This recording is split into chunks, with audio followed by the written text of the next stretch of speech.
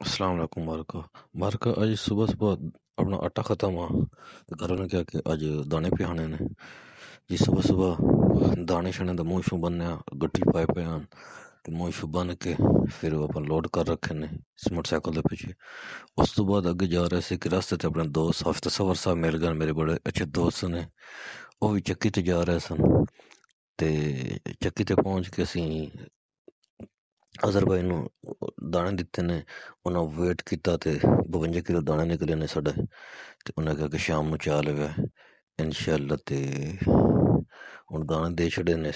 ਉਸ ਤੋਂ ਬਾਅਦ ਅਸੀਂ ਚਲੇ ਗਏ ਜੀ, ਅੱਗੇ ਗਏ ਤੇ ਅੱਗੇ ਮਲਕ ਸ਼ਬਾਨ ਸਾਹਿਬ ਖੜੇ ਸਨ, ਉਹਨਾਂ ਨਾਲ ਮੁਲਾਕਾਤ ਹੋ ਗਈ ਹੈ, ਉਹਨਾਂ ਨਾਲ ਥੋੜੀ ਦੇਰ ਗੱਪਸ਼ਪ ਲਾਈ ਸੀ ਤੇ ਉਹਨਾਂ ਨਾਲ ਕੋਈ ਹਾਲ ਹਵਾਲ ਵੰਡਿਆ।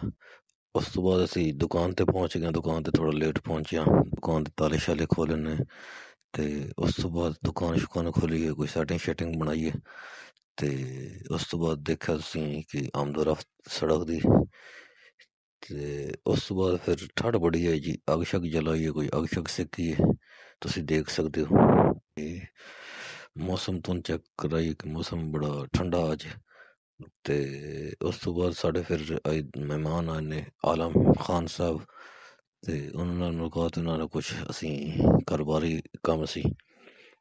ਉਸ ਤੋਂ ਬਾਅਦ ਫਿਰ ਸਾਡੇ ਕੋਲ ਸਲੀਮ ਖਾਨ ਸਾਹਿਬ ਆ ਗਏ ਨੇ, ਉਹਨਾਂ ਨਾਲ ਕੋਈ ਕਾਰੋਬਾਰੀ ਕੰਮ ਸੀ ਜਿਸ ਨਾਲ ਗੱਪਸ਼ਪ ਲਾਈਏ, ਕੁਛ ਜਿਹੜਾ ਕੰਮ ਨਿਪਟਾਇਆ ਉਹਨਾਂ ਦੇ ਨਾਲ ਤੇ ਹਾਲ ਹਵਾਲ ਵੰਡਿਆ।